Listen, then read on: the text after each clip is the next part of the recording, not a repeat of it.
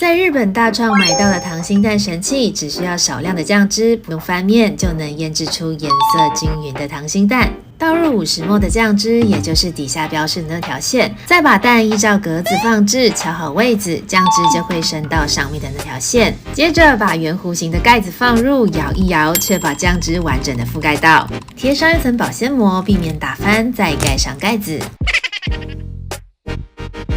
放进冰箱冷藏1天。拿出来后撕开保鲜膜，